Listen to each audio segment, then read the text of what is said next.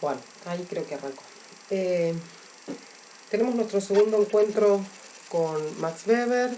Hoy vamos a hablar más en profundidad de un texto que ustedes tienen para leer, que se llama, en la versión que nosotros conocemos, La ética protestante y el espíritu del capitalismo, que es parte de una obra mayor, que es Sociología de la religión, que escribe Max Weber. Y esta obra en particular, que fue considerado un bestseller en determinado momento, es una obra que salió como dos separatas entre 1904 y 1905. Una separata era La ética protestante, la otra al otro año El espíritu del capitalismo. Y como, no sé si lo hablamos en el video anterior, por las características de la personalidad de Weber, por la calidad académica, pero fundamentalmente por sus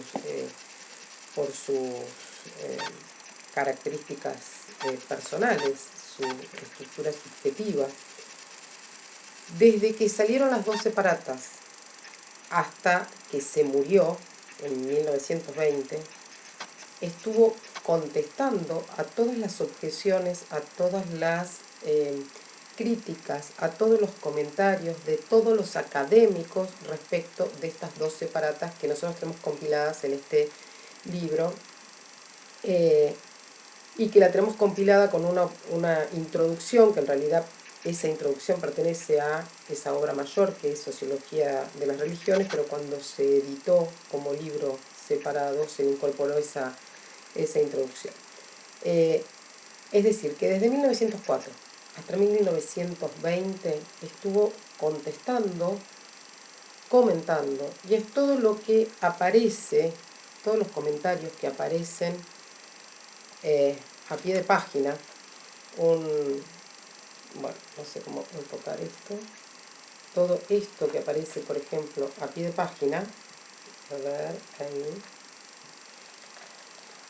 todo esto que aparece a pie de página, en cada una de las páginas son todas las respuestas que estuvo contestando Weber durante 16 años, ¿sí? Hay como un chiste nardo entre sociólogos, que es si leíste La ética protestante, y el chiste es con o sin citas, porque con cada una de las citas que tiene acá, con varias citas podría haber hecho, si estuvieran en el momento actual donde miden la producción de se mide la producción de los científicos de acuerdo a cantidad de papers, podría haber escrito cientos de papers a raíz de los comentarios de este libro. Bien, Max Weber y su esposa Marianne eran académicos tan reconocidos y tan consultados que los biógrafos cuentan que los iban a ver para consultarles sobre diferentes problemáticas, académicos de todas las disciplinas, que como no tenían un minuto libre en sus casas, decidieron dar horarios, turnos, citas para esas consultas, y que aún así se juntaban el del turno anterior, que se quedaba con el del turno siguiente, con lo cual siempre estaban rodeados de personas discutiendo y comentando digamos, sobre diferentes investigaciones, diferentes proyectos, sobre cuestiones políticas, sociales, económicas, jurídicas, etc. Los biógrafos, y su mejor biógrafa, que es su mujer, dicen que Weber se repone de una gran crisis nerviosa escribiendo La ética protestante y el espíritu del capitalismo. Esa crisis nerviosa, que ustedes tienen la parte de biografía de Weber, se produce como resultado de la muerte de su padre en medio, justo cuando estaba distanciado con el padre, que se había peleado con el padre porque le había solicitado derechos de visita a la madre. Era como una cuestión muy doméstica que había llevado a una gran pelea entre padre e hijo, y esta pelea, en el medio de esta pelea se produce el fallecimiento del padre de Weber. Esto le trae diferentes crisis nerviosas, con lo cual tiene que abandonar sus puestos de profesor, tiene que tomar una licencia. Muchos, y el propio Weber agradece el haber leído en medio de su dolencia el libro La filosofía del dinero de Simmel, y parte de su inspiración viene de la lectura de Simmel, que vamos a ver a partir del encuentro que viene, cuando terminemos de conocer un poquito más a Max Weber. Bueno, y lo que vamos a comentar hoy es, digamos, este libro, que es bastante, muchas veces discutido, pero que tiene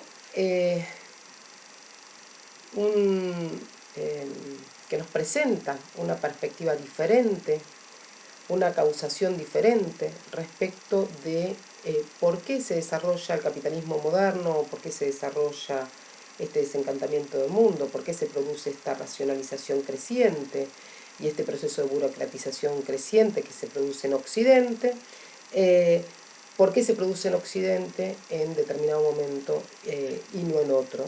Y esto es un poco lo que podemos rastrear en este libro, La ética protestante y el espíritu del capitalismo.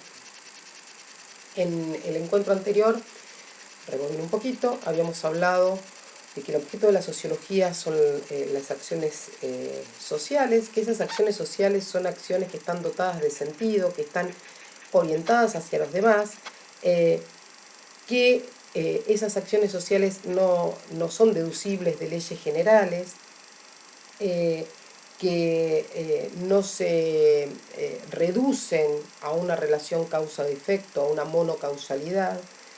Habíamos señalado justamente la pluricausalidad y el multicondicionamiento, el hablar en términos de condiciones, esta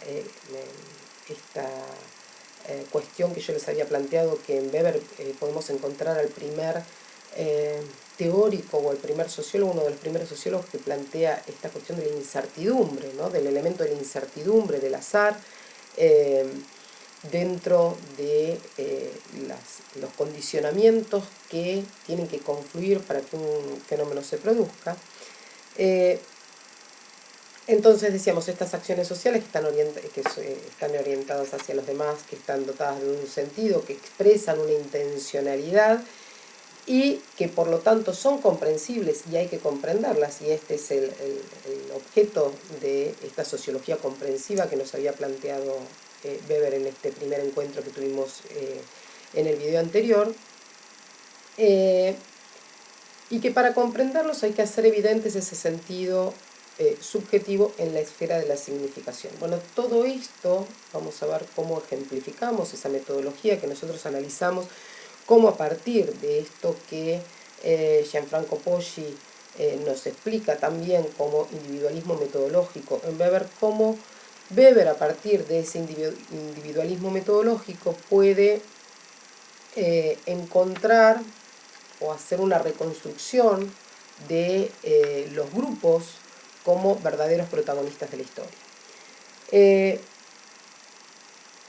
Al enfocarnos en lo que es una acción con sentido, es un sentido para un actor, es decir, que lo que tenemos que hacer evidente es cómo es esa acción, ese sentido de la acción para el actor. Metodológicamente tenemos que hacer evidente eso. Eso es parte de lo que expliqué en el video pasado respecto de la Verstegen.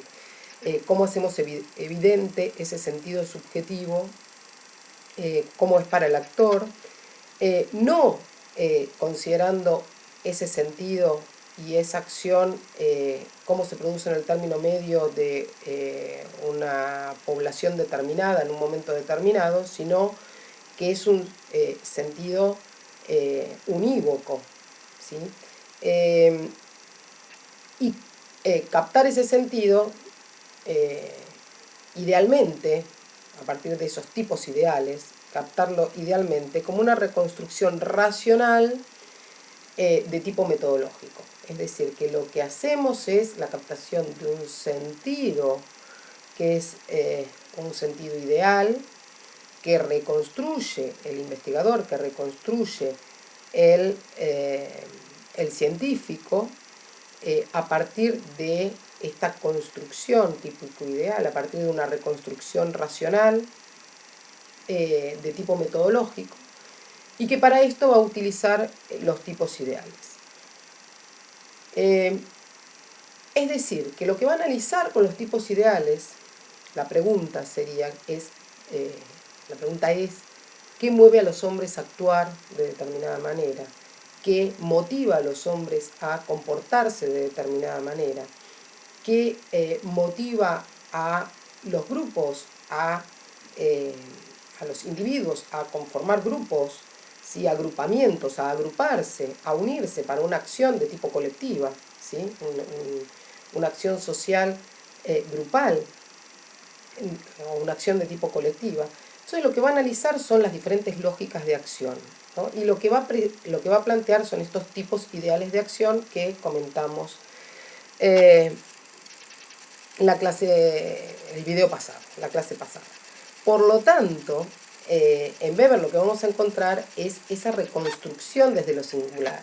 Es decir, que el individualismo metodológico es que es necesariamente la reconstrucción, por ser el objeto de la sociología, esa asignación, esa atribución de significado que puntúa la realidad, que significa la realidad, que es eminentemente individual, que es eminentemente de un actor individual. Entonces, la reconstrucción tiene que partir de la reconstrucción de ese sentido del actor, de ese sentido individual. Entonces, es una reconstrucción desde lo singular. Ahora bien, ¿cómo hace para, desde lo singular, hacer esa reconstrucción del Estado, de las clases, de los agrupamientos, de las empresas? Es decir, cómo ese sentido va dotando de nominación, va dotando al Estado, a las empresas, a las clases de determinada nominación, de determinada actividad propia, a partir de la consideración de lo que son constelación de intereses materiales o intereses ideales. A ver si me sigue. Cada uno de los individuos, en la semana pasada yo les había intentado hacer una trama, a ver si consigo una trama. Esperen. Un segundo.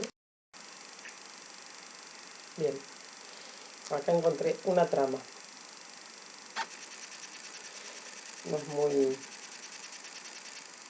Bueno, a ver si ven. Piensen esto que les decía la vez anterior, no sé si se llega a ver.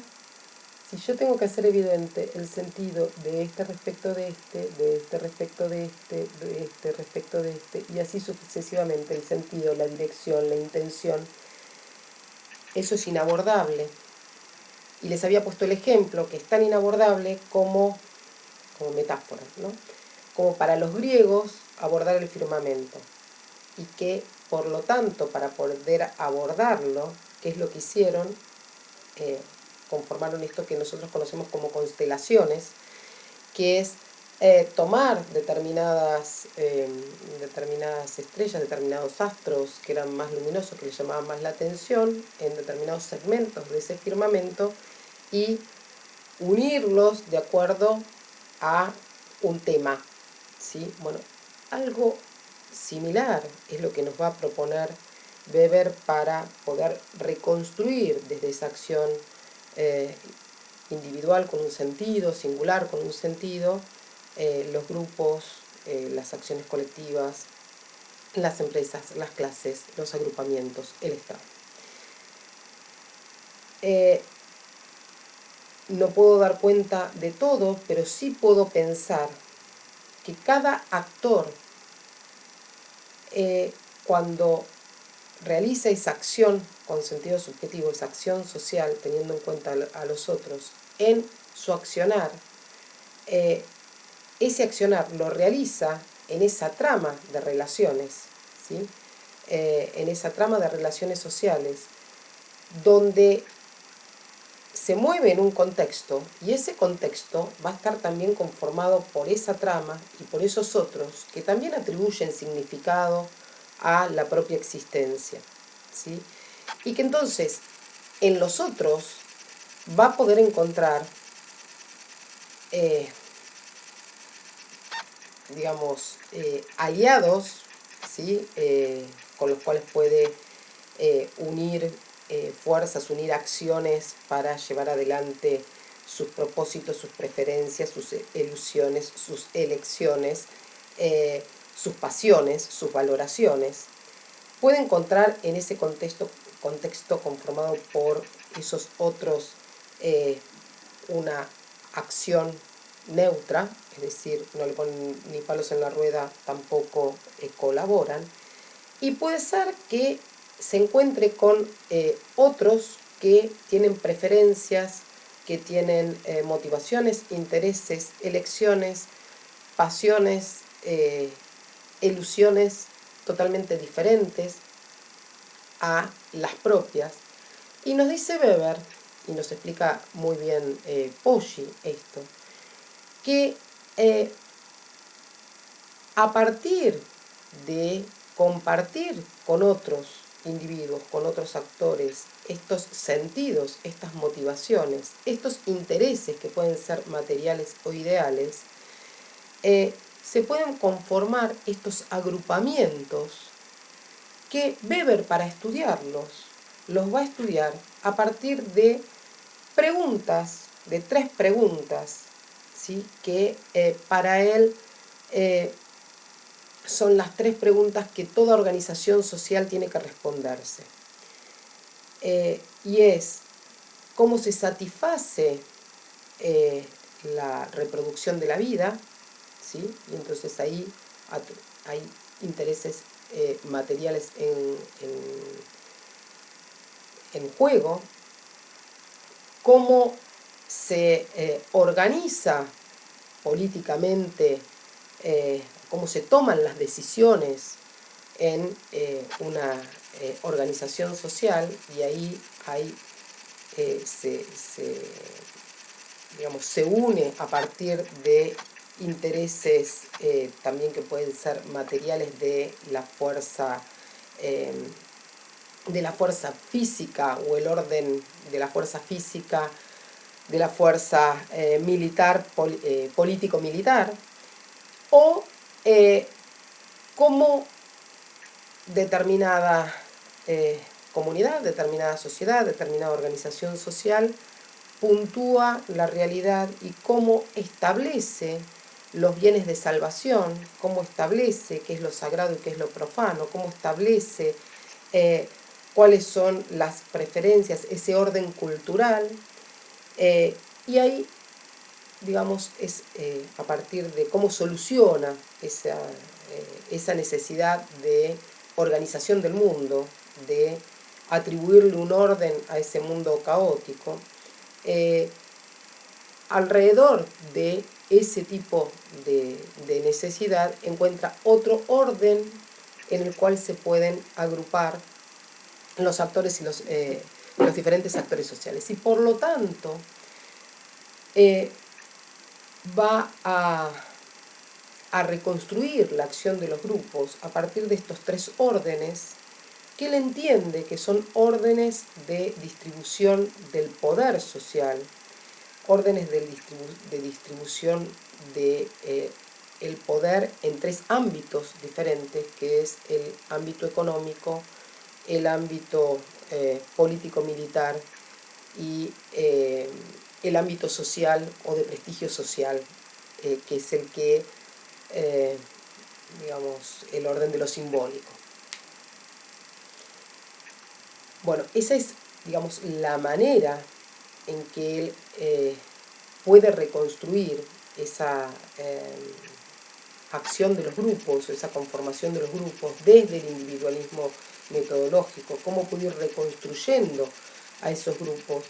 En este caso, para explicar cómo se produce la distribución del poder en la sociedad.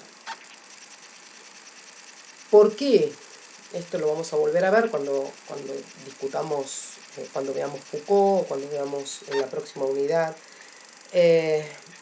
las relaciones de poder, estratificación social y relaciones de poder. Pero adelantamos un poquito acá. ¿Por qué va a plantear esto? Bueno, porque para definir el poder, Weber nos va a decir que en todas las relaciones sociales existen relaciones de poder. Por lo tanto, si existen todas las relaciones sociales, en las relaciones entre padres e hijos, en las relaciones entre hombres y mujeres, entre hermano mayor y hermano menor, entre jefe y subordinado, etcétera, etcétera, el poder es algo amorfo. ¿Por qué es amorfo? Porque si yo tengo que hacer evidente el sentido subjetivo de este respecto a este, la dirección, la motivación, el movimiento hacia dónde se dirige, ¿sí?, de uno respecto del otro, y esto está en todas las relaciones sociales, es inabordable, es amorfo, no tiene una forma definida y no lo puedo abordar. Salvo, dice Weber, a partir de estas preguntas, y de nuevo entonces sería esta cuestión metodológica de cómo reconstruyo el sentido que hace comprensible a la acción, lo reconstruyo a partir de esta reconstrucción racional que se hace a partir de la pregunta del investigador, es decir, que es un sentido con una que se reconstruye metodológicamente a partir de esa reconstrucción racional e ideal del sentido de la acción, ¿no?, a partir de la reconstrucción de esas lógicas de acción. Bien.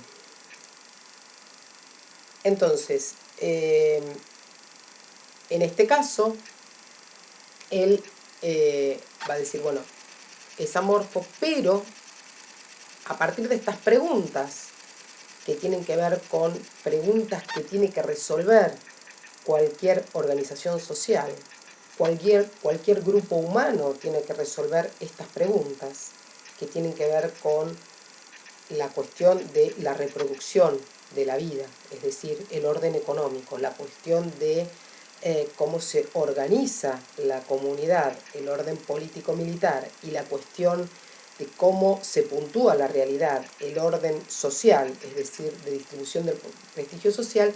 Tengo tres esferas en donde a partir de esas constelaciones puedo estudiar el poder. Tengo tres ámbitos. ¿Por qué lo puedo estudiar ahí? Porque el sentido, la intencionalidad, la motivación va para una misma dirección. Va de un lado hacia el otro, de un grupo hacia el otro, de quien concentra esos recursos, de quien concentra esa distribución del poder hacia el resto de la trama social. Me encantaría verles las caras para ver si me van siguiendo o si tienen preguntas respecto de la lectura de Poggi. Siempre saben que me pueden consultar, como muchos me hacen consultas por el chat del campus, intento responderlas, si no me hacen una pregunta de alguna comisión, de algún grupo, y yo intento responderlas en el próximo video. Bien, entonces a partir de esto sí podemos entrar a analizar qué es lo que va a plantear en la ética protestante y el espíritu del capitalismo, porque lo que vamos a ver es cómo se produce un sentido de una acción en un grupo de personas, en un colectivo de personas, ¿sí?, y cómo ese sentido de la acción él nos va a plantear que influye en el comportamiento específicamente económico de otro grupo de personas, ¿sí? Es decir, cómo un sentido de una acción que se da en el ámbito del ordenamiento del mundo, en el ámbito de las creencias, en el ámbito del sistema de creencias, influye y se traslada ese sentido de la acción a esa lógica de acción a otros ámbitos de comportamiento como puede ser el ámbito económico. Para esto, en la ética protestante y el espíritu del capitalismo, él va a presentar, qué susto, miraba así y no veía si estaba grabando, él va a presentar, digamos, cuatro movimientos dentro de la obra. Primero una presentación del problema, que es, digamos, la pregunta sería ¿por qué el capitalismo moderno aparece en Oriente y no en Occidente? Y, digamos, para la presentación de este problema es que se incluye esta maravillosa introducción donde que yo les había dicho que corresponde a una obra más general, que es Sociología de las Religiones. Miren lo que tengo acá. Perdón la dispersión, pero miren lo que tengo acá. Un libro imprescindible para todo aquel que desea estar al corriente de la evolución del pensamiento contemporáneo. Esta era la faja que tenía este libro, que es de los primeros libros de sociología que compré en mi carrera. Que ya está suelta por la cantidad de años que tiene. En esta introducción dice, ¿qué serie de circunstancias han determinado que precisamente solo en Occidente hayan nacido ciertos fenómenos culturales que, al menos tal como solemos representárnoslo, parecen marcar una dirección evolutiva universal de alcance y validez, de universal alcance y validez? Esa sería la pregunta que se va a hacer en esta introducción. En esta maravillosa introducción lo que vamos a ver es cómo él, digamos, para seguir la explicación de las condiciones y cómo voy a tratar de encontrar cuál es la condición que de no presentarse el fenómeno no se hubiera producido. Bueno, acá nos dice, tanto en Oriente como en Occidente hay matemática, de hecho, algo así dice, de hecho, la matemática se desarrolla en Oriente, pero solamente en Occidente hay una aplicación racional en la contabilidad, el uso de la contabilidad de doble entrada, etcétera, etcétera. Tanto en Oriente como en Occidente, compara, ¿no? Condiciones. Tanto en Oriente como en Occidente encontramos ejemplos de desarrollos del arte, de la pintura. De hecho, dice, bueno, las cromías, los colores, aparecen primero en Oriente. No obstante, solamente en Occidente encontramos el punto de fuga, la perspectiva lineal. Si se fijan, a ver si tengo algo acá. No. Las pinturas orientales, siempre les hago el mismo chiste de ponerme así tipo pintura egipcia. Son planas, ¿sí? Sin sombra, sin profundidad, en general tonos planos, ¿sí? Bueno, sin esta idea de perspectiva lineal, de punto de fuga, etcétera, etcétera. Bueno, sigo. Tanto en Oriente como en Occidente hay grandes obras musicales, no obstante, solamente en Occidente se desarrolla el pentagrama armónico, etcétera, etcétera. Y así, tanto en Oriente como en Occidente hay grandes obras de arquitectura, monumentos, cita de un lado del otro. No obstante, solamente en Occidente encontramos el arco ojival que permite mayores aberturas. Bien, hace toda una comparación y va encontrando algo que tiene una presencia o que se desarrolla exclusivamente en Occidente y que no lo encontramos en Oriente, que tiene que ver con, el mismo conocimiento está, que tiene que ver con la apropiación y con el uso de ese conocimiento, que es diferente en la práctica, en las prácticas, en cómo se utiliza, es diferente cómo se utiliza en Occidente y cómo se desarrolla y cómo se desenvuelve que en Oriente. Como el ejemplo que yo les había dado de la imprenta para la primera unidad. de la imprenta de tipos móviles en Oriente y en Occidente. Bien, entonces, una vez que detecta esto, lo que va a decir es cuál es la condición esta que aparece en Occidente, esa característica, esa singularidad que aparece en Occidente y que no aparece en Oriente. Y esa singularidad que él va a encontrar es el uso racional, es decir, la racionalidad. Entonces, ahí, a partir de esto, y esta es la novedad, porque no es que ningún otro hubiera relacionado profesión de religión, o sea, religión con relaciones económicas. Sí hay otros autores, por ejemplo, Sombart, con quien él discute en varias citas a pie de página, había escrito El burgués, donde había establecido una relación entre el judaísmo y el capitalismo.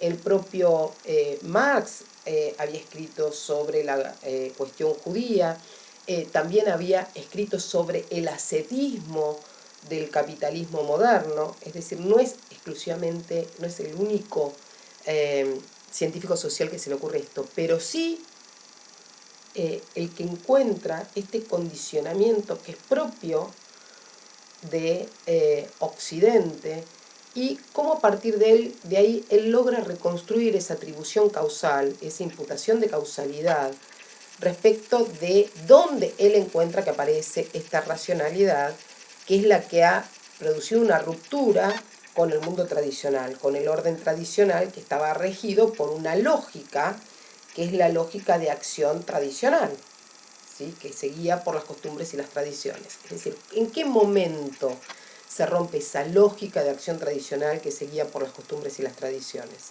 ¿En qué momento ocurre? Entonces empieza ese rastreo. Entonces hay un primer momento que es el de la posición del problema a partir de estos datos y que nos va a presentar en la primera parte del libro, datos estadísticos que le permiten establecer correlación entre la profesión del protestantismo, entre profesar la religión protestante y la burguesía, es decir, cómo las burguesías adhieren al protestantismo.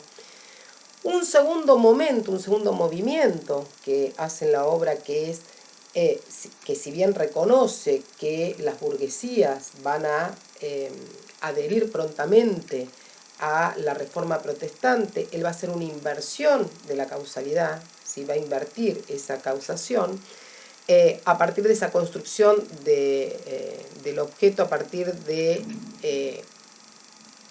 esa reconstrucción, esa construcción racional que él hace, donde establece cuáles son las características del capitalismo moderno, esas características del capitalismo moderno, a ver si las encuentro acá, que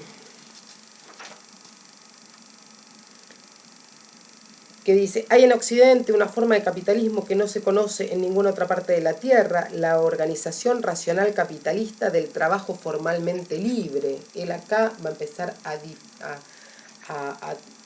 asignarle a esa singularidad histórica, que es el capitalismo moderno, que se diferencia del capitalismo aventurero, que se diferencia del ansia de lucro desmedida, que se diferencia de la piratería, que existió siempre, dice, las ansias de lucro desmedida, la piratería, el capitalismo aventurero existieron siempre y en diferentes épocas y en diferentes sociedades, pero él dice, hay una singularidad histórica que es esta forma de capitalismo que no se conoce en ninguna otra parte de la Tierra, que es la organización racional capitalista del trabajo formalmente libre. Es un trabajo que es formalmente libre, libre entre comillas, porque nosotros vimos en ese contexto histórico que vimos en la primera unidad, que en realidad esa libertad está empujada, condicionada por esas condiciones objetivas de no tener otros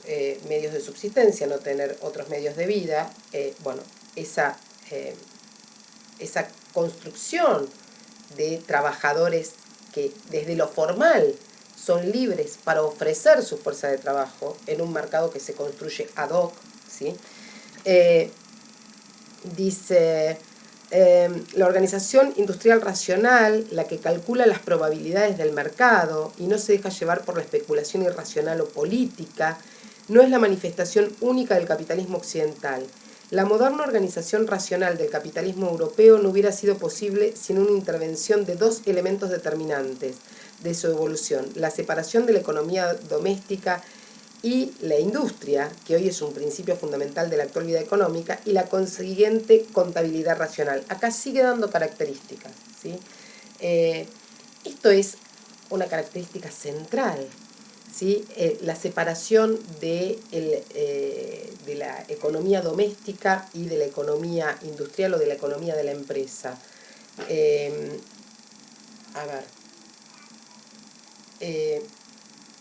Cuando se caracterizan las empresas familiares, ¿sí? Lo que encontramos en las empresas familiares es que justamente muchas de las veces no se le regirían, no se acercarían a este tipo ideal de empresa racional moderna que describe Weber como actor fundamental de este capitalismo racional moderno, justamente porque no hay una separación entre el patrimonio personal, entre el patrimonio económico doméstico y el patrimonio de la empresa. Esto de, a ver, un ejemplo, de que estoy haciendo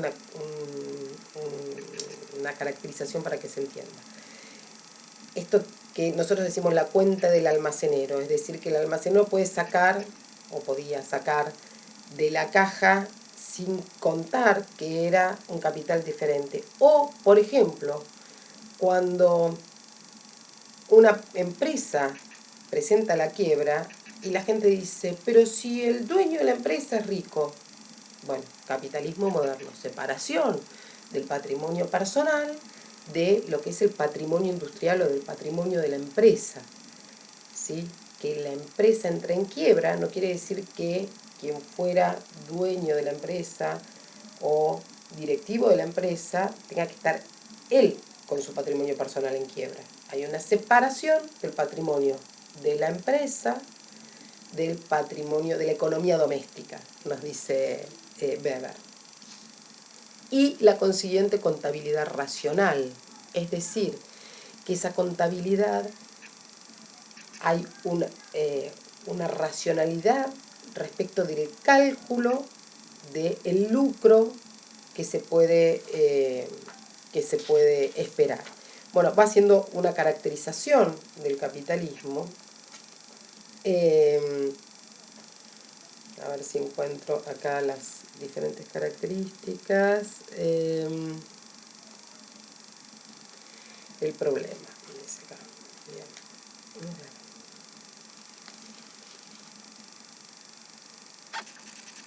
Bueno, lo tienen ahí en el... no lo encuentro. Bueno, lo tienen en los capítulos que tienen para leer. Bien.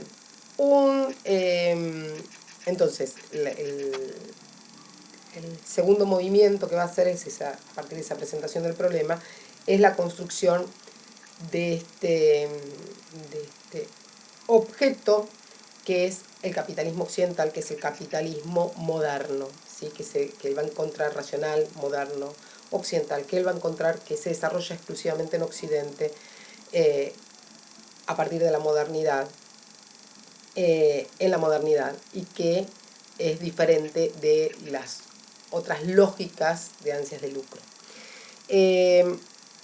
Bien, a partir de ahí él empieza a, les decía, a rastrear de dónde viene esa racionalidad, qué es lo que produce esa ruptura con la lógica de acción social de tipo tradicional. Acuérdense que él establece 4 tipos de acción social. Una de ellas era una lógica tradicional, que era adecuarse a lo que siempre había sido hecho, que se respetaba el respeto a la autoridad en tanto represente lo que siempre había sido hecho de la misma manera, ¿sí? El respeto por las costumbres y las tradiciones. ¿Dónde se rompe esa lógica de tipo tradicional? Primero, y es algo que se investigaba en la época, que han investigado otros, toma la reforma protestante luterana. De la reforma protestante luterana habíamos hablado cuando hablamos en contexto histórico, cuando vimos la reforma y la contrarreforma en el texto de Duby y Ariès. Vuelvo a repetir brevemente, recuerden que Lutero reclama para sí el poder traducir la Biblia al alemán, traduce la Biblia al alemán, y cuando traduce la Biblia, como siempre les digo, toda traducción implica una interpretación desde la cosmovisión cultural, desde la interpretación del mundo, desde el lugar desde donde se lo está interpretando, desde esa mirada, que por lo tanto Lutero cuando traduce en el principio fue el verbo como acción y no el verbo como palabra. Yo les había dicho que tanto en hebreo como en griego, verbo, y en castellano también, tiene las dos acepciones. En griego era el leshein y el teikein, en hebreo, no me acuerdo ahora, pero bueno, están las dos acepciones. En castellano nosotros también, cuando hablamos del verbo como sinónimo de palabra o cuando buscamos en el análisis sintáctico el núcleo verbal, que es la acción, bueno, pero acá lo que tenemos que entender es que se prioriza, se puntúa, se significa diferente. En el principio fue el verbo, porque se entiende que Dios para crear el mundo tuvo que ponerse a trabajar, tuvo que poner manos a la obra, tuvo que obrar, actuar, ¿sí? Que tuvo que moverse. Por lo tanto, esta interpretación tiene consecuencias, que era lo que habíamos comentado antes, que tiene consecuencias respecto de la práctica, respecto de cómo se honra a Dios, respecto de cómo se considera la honra de Dios, porque si Dios para crear el mundo solamente tuvo que nombrar las cosas y por el soplo divino, por el verbo, por la palabra, las cosas se creaban, entonces nosotros como criaturas creados a imagen y semejanza de Dios podemos honrar a Dios mediante la oración, mediante la contemplación, mediante la meditación, mediante el retiro del mundo, ¿sí? Rezando. En cambio, si Dios para crear el mundo tuvo que yugarla, tuvo que transpirar, tuvo que amasar el mundo con sus manos, ¿sí? Tuvo que ponerse a trabajar y porque estaba tan cansado el séptimo día descansó. Entonces, nosotros como criaturas hechas a imagen y semejanza, no podemos honrar a Dios quedándonos quietos, rezando, orando, meditando, retirándonos del mundo, sino que nuestra relación con Dios tiene que ser a partir de hacer de la acción, del trabajo, y por eso de la profesión, ¿sí? Por eso, primero Weber va a estudiar esto que él llama la noción de vocación o de profesión, que lo llama Beruf o calling, llamado, ¿sí? Y Weber estudia esta reforma luterana y lo que va a entender es que si bien introduce esta nueva relación, esta nueva práctica de religiosidad, de relación de los hombres con Dios a partir de este llamado, de este calling, de esta profesión, Lutero, la reforma luterana, no llega a romper con la lógica de acción tradicional, porque lo que va a plantear es que los hombres honran a Dios mediante ese llamado, mediante la vocación, mediante la profesión, pero en el lugar que les toca de acuerdo a inscripción por nacimiento. Es decir, nací carpintero, tengo que ser el mejor carpintero para la honra de Dios. Soy, no sé, campesino, tengo que ser el mejor campesino para la honra de Dios. Tengo que honrar a Dios mediante la acción, mediante ese llamado, mediante la vocación. No sé, soy tejedora, tengo que honrar a Dios mediante ser el mejor en el trabajo, ¿sí?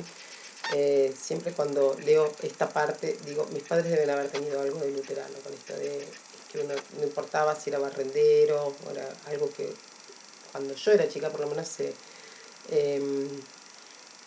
escuchaba mucho en las casas, esta idea de no importa si te toca trabajar de barrendero, de basurero, de profesor, de médico, tenés que esforzarte y hacerlo mejor en tu trabajo, tratar de ser el mejor en el trabajo. No agregaban esto para la honra de Dios, pero se ve que estaba todavía dentro de esa lógica en las familias.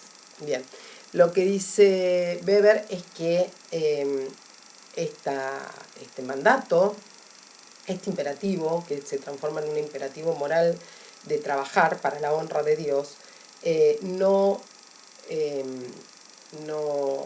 rompe con la tradición justamente porque cada uno se tiene que conformar con el trabajo, con el llamado que le tocó en suerte, de acuerdo a esas condiciones objetivas de vida que presenta cada uno. Después se pone a estudiar otras reformas y busca, digamos, y analiza la reforma calvinista y el pietismo. Y acá, con Calvino, comienza esto que yo llamo la angustia existencial moderna. ¿Por qué? Porque con Calvino toma de Lutero esta idea del llamado, de la profesión, del calling, pero a esta idea de la profesión, del llamado, del calling, le agrega una idea que es, dentro del dogma, que es la predestinación. La predestinación es que, digamos, antes de la creación, antes de todos los tiempos, Dios ya tiene en su libro escrito quiénes van a ser salvos y quiénes van a estar condenados. De un lado van a estar los salvados y del otro lado los condenados. Es decir, que ya está predestinado quién va a estar al lado de Dios en el reino de los cielos y quién va a estar condenado, porque eso está escrito desde antes de todos los tiempos. Es decir, es un designio divino que los hombres, como es un designio divino, los hombres no podemos conocer, salvo por revelación, es decir, salvo que, no sé, que seamos un profeta y que por revelación nos haya sido revelado si estamos salvados o no, pero los hombres no pueden conocer. Entonces ustedes piensen por eso digo, aquí nace esta angustia existencial moderna. Está la obligación, el imperativo moral de trabajar para la honra de Dios, de actuar correctamente para la honra de Dios, pero igualmente no sabemos si vamos a estar salvados o no. Por lo tanto, eso genera una angustia vital, existencial, una angustia respecto de nuestro destino y respecto de ese designio. Por lo tanto, ¿qué es lo que va a plantear Weber? Que los hombres, digamos, Calvino y estos calvinistas, esta reforma calvinista, va a plantear que una forma de saber o de intuir, en realidad, que uno está dentro del lado correcto del libro, es encontrar señales, signos de que han sido salvados, ¿sí? Señales de salvación. ¿Y dónde voy a encontrar esas señales de salvación, de que estoy del lado correcto del libro?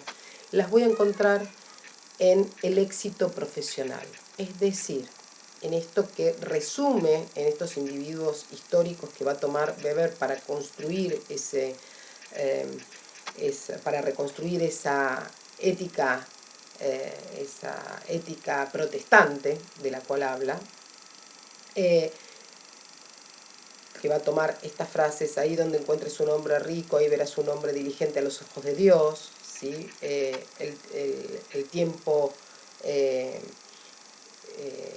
es oro, todo tiempo que pierdas es tiempo que pierdes para la honra de Dios. Bueno, todas estas frases que él va a agrupar para construir para reconstruir este tipo ideal calvinista, ¿sí?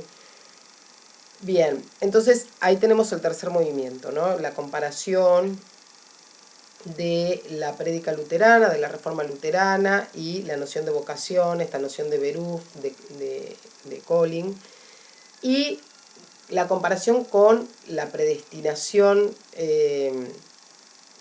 calvinista, la búsqueda de señales de la reforma calvinista. Ahora bien, él lo que va a encontrar es que esta reforma calvinista rompe con la tradición. ¿Por qué? Y acá interviene lo que se conoce como, no sé si han tenido algún tipo de educación religiosa o han tenido oportunidad de leer la Biblia o han escuchado hablar, pero acá intervienen lo que se conoce como la parábola de los talentos, ¿sí? La parábola o las parábolas de los dones, ¿sí? Yo no las recuerdo perfectamente bien, pero dicen algo así como: el Señor se iba de viaje y deja encargado a sus siervos unos talentos, unas semillas, unos dones, ¿sí? El primer siervo descuida esos dones y esos talentos se pierden, esas semillas se pierden. El segundo siervo guarda los talentos en una bolsa bien cuidados, en una cajita. Y el tercero multiplica esos dones, multiplica esos talentos. Y cuando llega el Señor, ¿cuál es el siervo diligente a los ojos de Dios? El que multiplicó los dones, el que multiplicó los talentos. Es decir, que no hay que conformarse, por eso rompe con la tradición, porque cada uno no se tiene que conformar con el lugar que le tocó por nacimiento, sino que tiene que evaluar qué dones tiene, evaluar esos talentos que no son propios, sino que son dados por Dios para su propia honra, para su propio para su propio honor, y tratar de multiplicar esos dones, esos talentos que Dios le dio en el ámbito en donde mejor pueda desempeñarlo. ¿Qué quiere decir esto? Que si yo nací, no sé, campesina, pero tengo dotes de, estoy diciendo cualquier cosa, ¿no?, de cantante, entonces yo no me tengo que quedar trabajando como campesina, sino que tengo que buscar cuál es la vocación, la profesión, el trabajo, en donde puedo multiplicar los dones, no para mí, no para mi orgullo, sino para la honra de Dios. Por eso, cuando él construye este tipo ideal de calvinismo, lo que está como base, como sustento, ustedes tienen que pensar que siempre la pregunta que está detrás es ¿qué es lo que mueve a los hombres a actuar? Es decir, que siempre lo que está como fundamento, como base, son lógicas de acción.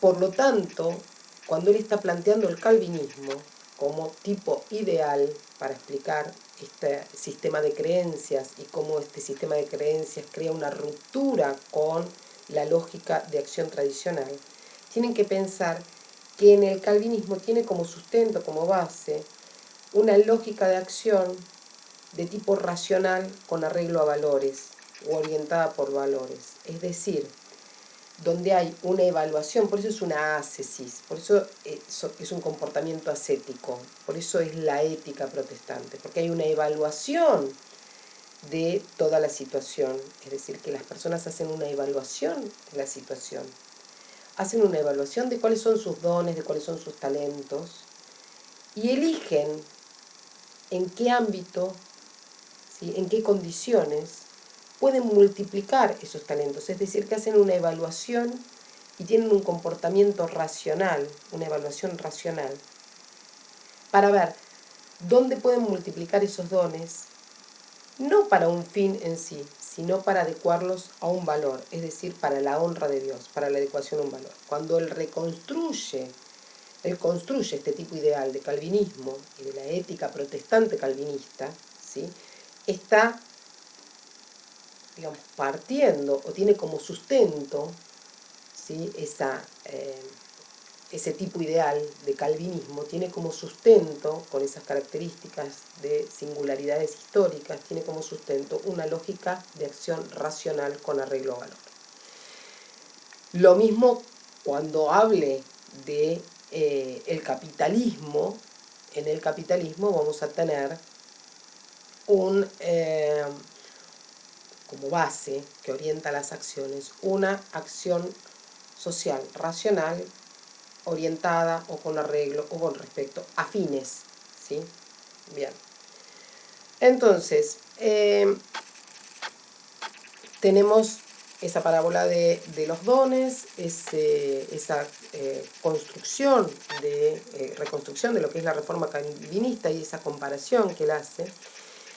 Y el cuarto movimiento es cómo él logra establecer esta relación entre ascetismo religioso y ascetismo económico. Es decir, el espíritu del capitalismo sería este ascetismo económico, que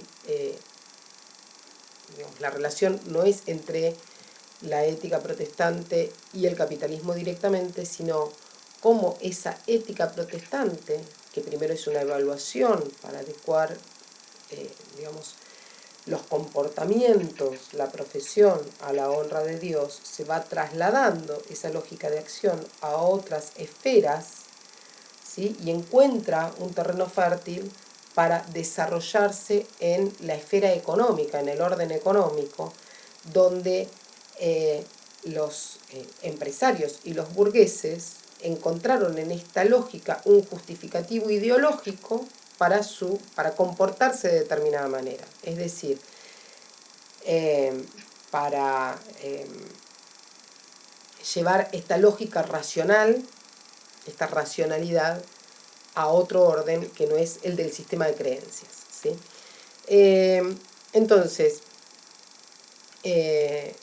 como les había dicho el video pasado, la clase pasada, para algunos este libro refuta la tesis marxista, para otros complementa la tesis marxista. En realidad lo que está presentando no es el propósito, debe haber, sino que lo que está planteando es una posibilidad, una perspectiva, desde una pregunta que tiene que ver con la emergencia del capitalismo moderno en Occidente, y encontrando que hay una afinidad electiva, y por lo tanto puede hacer esa imputación de causalidad, ¿sí?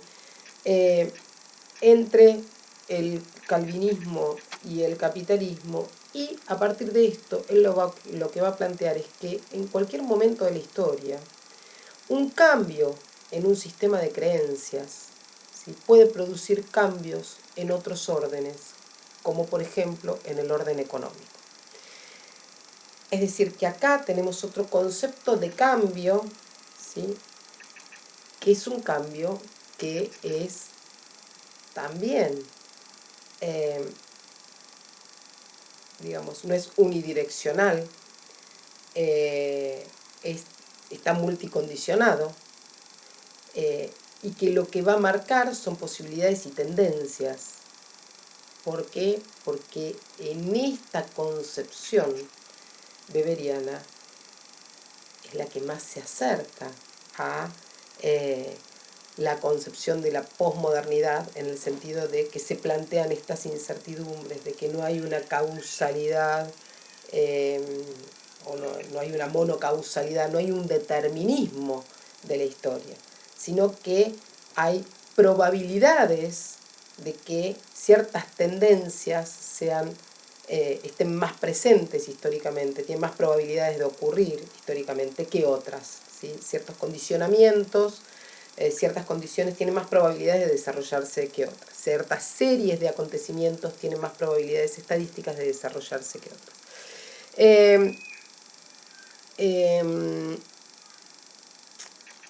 Weber lo que va a plantear al final es que, bueno, tanto ese espíritu del capitalismo como la ética protestante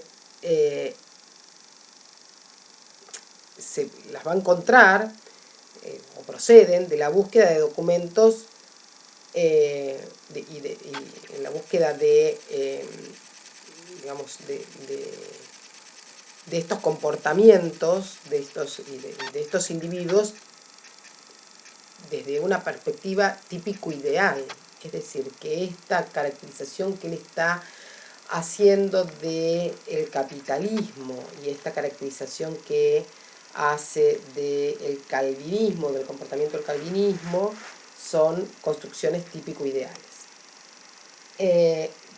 Y nos dice Weber, nos alerta sobre esto, dice, por lo tanto, es una reconstrucción desde la perspectiva del investigador a partir de la constelación de intereses, a partir de las significaciones que caracterizarían a estas individualidades históricas, ¿sí? Es una reconstrucción del investigador a partir de cómo él agrupa esta constelación de intereses a partir de una pregunta, ¿sí? A partir de esa formulación de problema, cómo agrupa estas significaciones que caracterizarían a estas individualidades históricas, que son el protestantismo y el calvinismo occidental, como individuos históricos, como individualidades históricas, y nos dice que el objetivo es mostrar la anterioridad de uno sobre otro. Es decir, la anterioridad de esa ética protestante respecto del espíritu del capitalismo. Va a tomar como mediador entre uno y el otro ese nuevo comportamiento económico, ¿sí? La aparición de esta nueva racionalidad, de la acción de los actores, esa lógica racional, donde aparece la búsqueda de dónde aparece esa lógica racional, que es la que logra romper con la lógica tradicional. No está planteando que es el protestantismo el que crea el capitalismo, sino que hay una afinidad electiva y que por lo tanto puede establecer afinidad electiva, quiere decir que hay una posibilidad de elección mutua de lógicas, ¿sí? O de lógicas que son transponibles, ¿sí? En donde el protestantismo no va a crear el espíritu del capitalismo, sino que el protestantismo lo que hace es proveer a estos agentes económicos nuevos que están que se enfrentan a problemáticas nuevas, a problemáticas novedosas en un determinado momento, le va a proveer a estos agentes económicos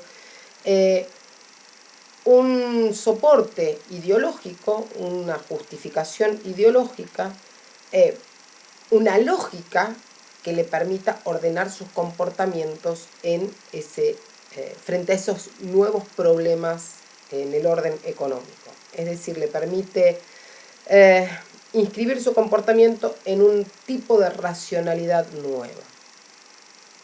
Entonces, lo que va a plantear es que esta lógica del protestantismo se puede trasladar o se traslada a estos agentes, o es tomada por estos nuevos agentes económicos que pertenecen a la burguesía y que lo toman como una racionalidad nueva para aplicar en ese orden económico. Entonces, el protestantismo le serviría como justificación y además alimenta ese espíritu del capitalismo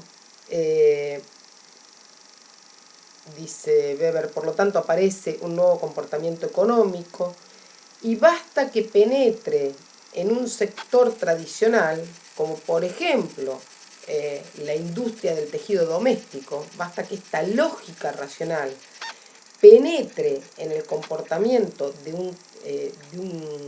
una industria de tejido tradicional doméstico para redireccionarla, para que se produzca ese cambio. Por eso esta idea del cambio, de cómo un cambio en un sistema de creencias, ¿sí?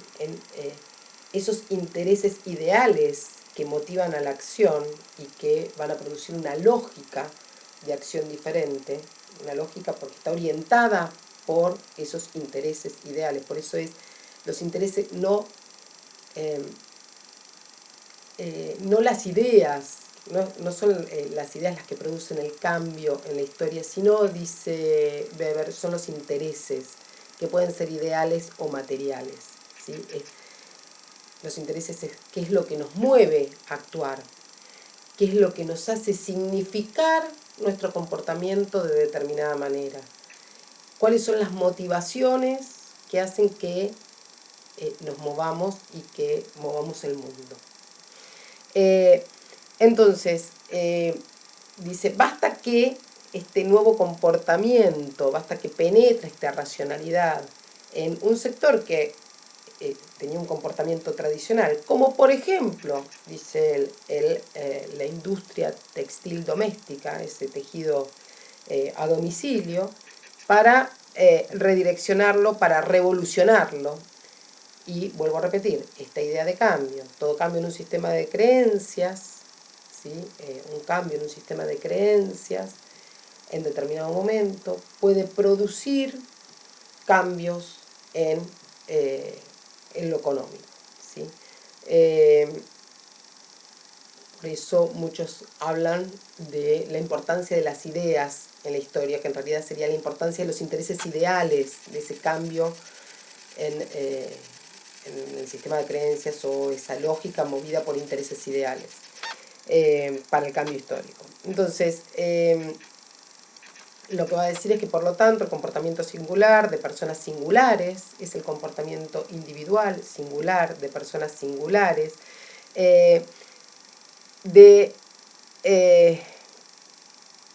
que van a conformar, unidos por esos intereses singulares, por esa constelación de intereses singulares, van a conformar un agrupamiento, ¿sí? Que va a dar lugar a esa lógica